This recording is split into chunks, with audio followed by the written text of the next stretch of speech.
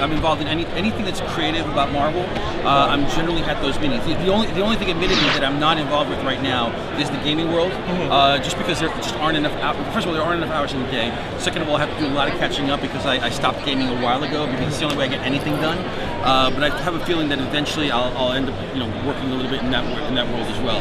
But just about everything else, television, animation, movies, comic books, toys, yes, somewhat in toys. Right. But really, dealing with all those other branches of Marvel eventually bleed into the toys. So we'll create stuff in animation with the idea of doing toys, but then that goes to Hasbro and those guys to do their job. Right now, we have tons of gamers who watch this show. What are the games that you miss that you'd love to be able to get back to? Or when you see a game that's coming out, you're like, man, I'd love to have time to play that. I went out, I bought Call of Duty, right? Because everybody talks about Call of Duty, and I put it in there, and I started playing for about 15 minutes, and then my wife called me, and that's been it, Right.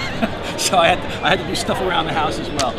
But there's stuff like that, admittedly, the only games that I really sort of play when I get a chance are sports games, just because, or especially Major League Baseball, only because, it's got a finite end, and when I'm done, I don't necessarily have to worry about being addicted to it, because I did have a problem when I was Pokemon. younger. It was the Pokemon, is that what you're talking about? No, Legends of Zelda, man. Legends of Zelda, when it first came out, was a very dangerous thing. I started missing work, started showing up late for meetings, and then my girlfriend at the time was yelling at me about it, and then I said, well, here, why don't you play it? And then suddenly she's showing up late for work, and it was a whole mess, man. It was a bad trip. I got a problem. I got a really big problem.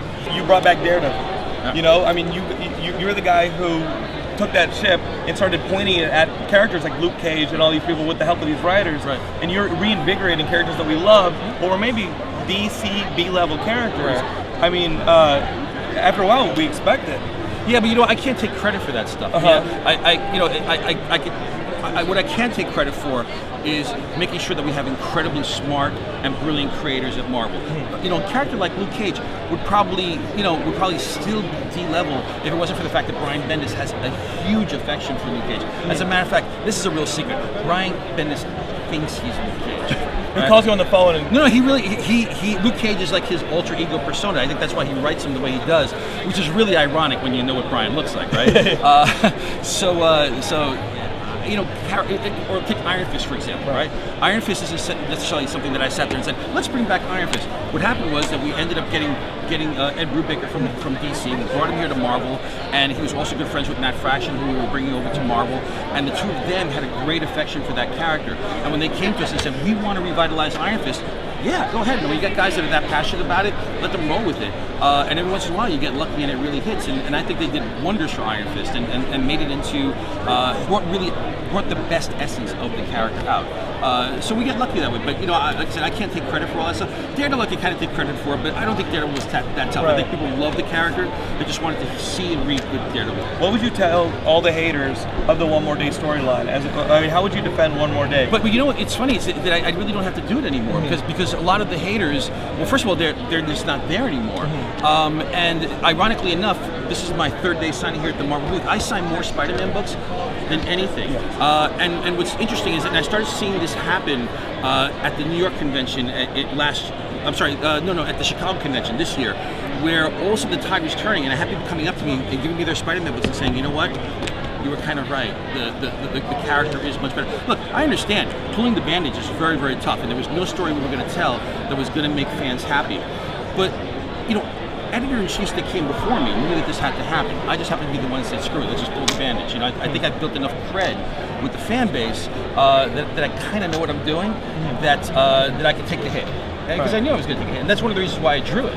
And then with Omit, came back and sort of showed people that, because there were these rumors that all of Spider-Man's history was wiped out. Where are we? Right, and the only thing that was taken, and this is a trope that we do in comic books all the time, where we remove a piece of continuity. We didn't reboot Spider-Man from issue 1.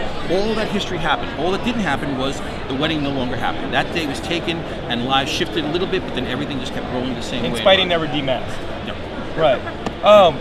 If it leads to Dan Slott writing the book, you can do a million one more days. Yeah. I mean, I think that's the thing that heals the bandage the faster, is just you guys going after amazing writing. Right, and also, but Dan will be the first to tell you, we have now given him a great Spider-Man to write because he's not chained by the marriage. And again, For those out there who think I hate marriage, that's not true. Right? There are certain characters out there that work better married, and we're family. With more family you pile on, take Fantastic Four for example, right? The more family you can pile into the Fantastic Four, the better that book becomes, because it is about family. Right. It's not about Reed Richards and his social life, or Reed Richards and his ensemble. It's about Reed Richards and his family.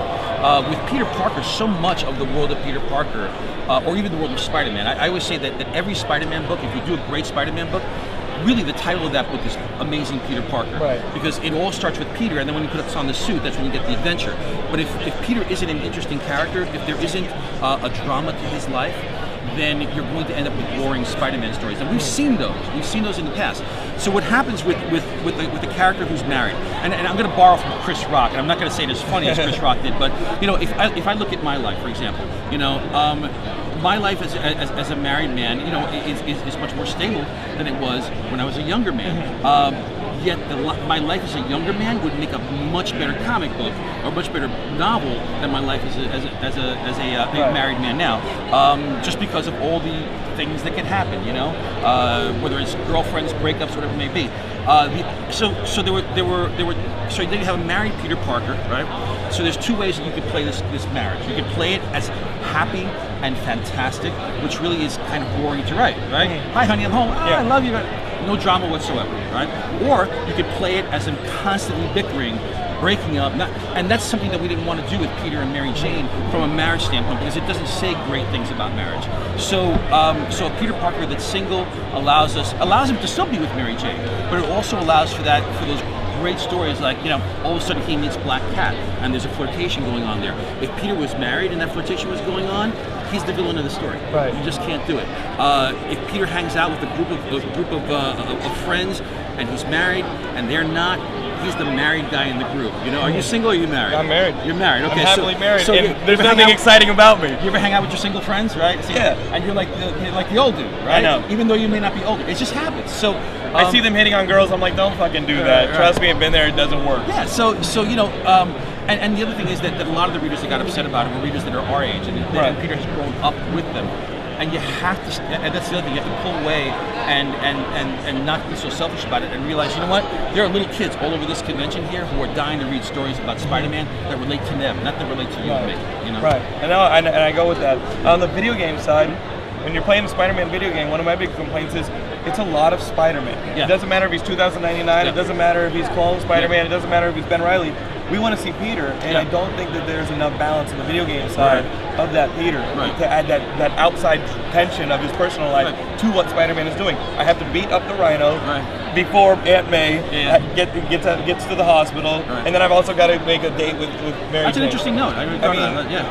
But that was the note as I was sitting through the presentation for the Shattered Dimensions, or whatever this next one is, that looks like the last five. I said, give us Peter, and you get the game. Yeah, that's interesting. You could beat up 1 million people. It doesn't matter if you don't know the person inside the suit. Exactly. Go ahead and take that to the meeting. Now you're going to get involved in the video game side. I will, yeah. You let them know. I will. Okay? I'll credit you.